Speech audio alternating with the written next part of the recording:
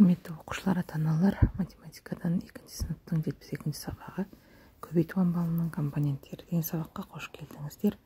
Бірінші рет кіріп отырған болсаңыздар, міндетті түрде подписацияны басып тіркеліп алыңыздар, және сабақ ұнағанда лайк басып комментарий жазуды ұмытпаңыздар. Енді бұнда көбейту амалының компоненттерімен танысады екенбіз. Яғни 3 санын аттай отырып 12 дейін, 4 санын аттай отырып 24 дейін сана дейді. Яғни 4, 8, 12, 5, 10, 15, 20, 25 деп 4, 8, 12, 16, 20, 24 деп санай алады екенбіз. Көбейту амалының компоненттерін алдағы есептерде қарастырайық. Екінші есепте өрнектерді бірдей қосылғыштардың қосындысы түрінде жазулардың мәнін тап дейді. Яғни 4-ке 2 өтсек, ол 4-ке 4-ті қосқанда 8 болады. 5-ке 2 өттім деген 5-ке 5-ті қосам. 6-ны 3-ке көбейттім деген, ол 6-ны өзін 3 рет қосамын дегенді. 3-ті көбейттім 3-ке деген, ол 3-ті өзін 3 рет. 8 көбейту 4 деген, 8-ті өзіне 4 рет қосу. 9 көбейту 4 деген, 9-ті өзіне 4 рет деп қосуды білдіреді екен. Енді үлгіге қарап қосуды көбейтумен алмастыр дейді. Үлгі бойынша 4 қосу, 4 қосу, 4 қосу, 4 дегеніміз ол 3, 4-тен 3 рет екен. Олай болса 4-ті 3-ке көбейтіп 12 деген санды аламыз. Енді астындағыларды осы үлгіге қарап жазуымыз қажет. Яғни 6 өзін өзі 3 рет қосылып тұр. Олай болса 6 көбейту 3 деген 18 болады. 9 2 рет қосылып тұр. 9 көбейту 2 деген 18 болады. 7-ні 4 рет көбейтім. 8-ті 3 рет көбейтім екен. Енді осы жаңағы 4 көбейту 3 деген 12 дегеніміз ол бізде көбейтінді болады да, 4 пен 3-тер көбейткіштер болады екен. Ал жеке-жеке 4, 3, 12 деген сандалса, ол көбейтудің компоненттері болады екен. Сонда көбейткіштер деген пайда болды бізде. Көбінесе бірінші көбейткіш және екінші көбейткіш көбейтіндінің мәні бар екен. Төртінші есепте бірінші көбейткіш 4-ке, ал екінші көбейткіш 5-ке тең көбейтінді жаз дейді. Қосу амалын көмегімен орналастыр. Бұл жерде енді 4-ті 5-ке көбейтсем деген, ол 4-ті өзіне 5 рет қосуға болады. Немесе 5-ті 4 рет қосуға болады. Яғни екеуінде де 20 шығады. Бұл жерде ауыстырымдылық қасиетті көріп тұрмыз. Яғни көбейткіштердің орнын ауыстырғаннан көбейтіндінің мәні өзгермейді екен. Енді міне 5-ші есепке қарайық. Бұнда суреттерді пайдаланып қосындылар құр дейді.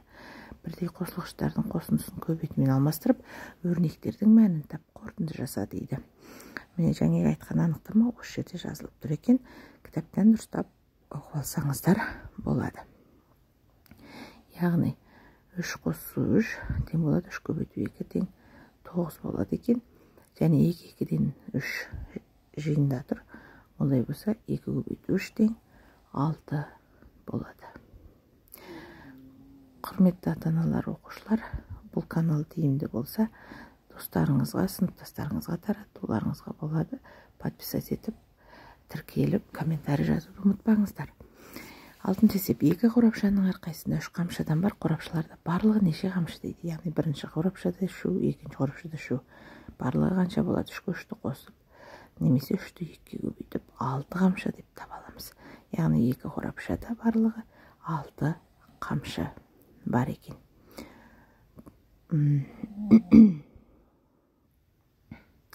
Жетінші есептемей ақ салыстыр дейді. Бұл жерде 7 көбейту 2, 2 көбейту 7 міндетті түрде тең болады, себебі ауыстырымдылық заң осы жерде тұр. 4-ті 5-ке, 5-ті 4-ке де тең. 6-ны 7-ге көбейтем, 6-ны 5-ке көбейтем. Яғни 7-ге өткен жағы көбірек. 8 көбейту 3, 8 көбейту 3 бұлар тең екен. Тыңдармандарым, бұл каналда 1-ші және 9-шы сынып арасында барлық математика пәндерінің тапсырмасы болады. Бұл сіздерге қажет деп ойлаймын. 8-ші теңдеулері ғыр және оларды шеш дейді. А-да 23 пен А-ның қосындысы 38-ге тең. Яғни 23-ге А-ны қосып 38 деп, А тең 15 деп табамыз. 2-әсінде X 29-дан 24-ке артық дейді. Олай болса, осы белгісіз X-тен 24-ті азайтсақ, бізге 29-ға тең деген теңдеу құралады екенбіз. Де осыдан X тең 53 деп таптық. 9-шы есеп көбейткіштер 6-ға және 3-ке тең. Көбейтінді құр қосу амалын қолданып, оның мәнін тап. Көбейткіштер, яғни 6 көбейту 3 екен. Бұны алдын өзін-өзін 3 рет қосып 18 деуге болады, немесе алдын 3-ке көбейтіп, деген бұл 3-ті өзін-өзін 6 рет қостым деуге болады. Бұл 18 мәнін береді екен. Яғни көбейткіштердің орнын ауыстырғанда көбейтіндінің мәні өзгермейтін болып тұр.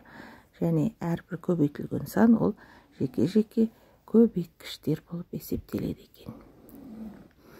Енді 10-шы есеп, бұнда жіпке 5 түйін түйілді. Қатар тұрған әрбір 2 түйіннің арасы 2 см болса, жіптің шеткі түйіндерінің арасы неше сантиметр болады дейді.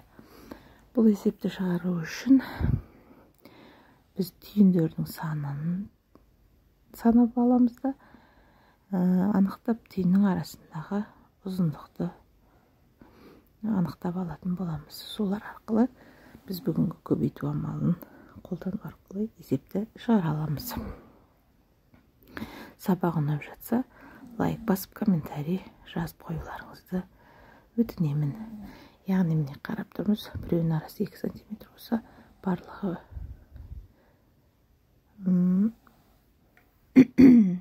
4 түйін болатын болса, 2 көбейту 4 тең 8 см болады екен. Кешірім сайын, бұл жерде мен 5-ке санап көбейтіп қойыппын. Сол себепті мына жерде дұрыстап жазып алыңыздар. 2 көбейту 4 тең болады, 8 см болады. Назар қойып тыңдағандарыңызға көп рахмет.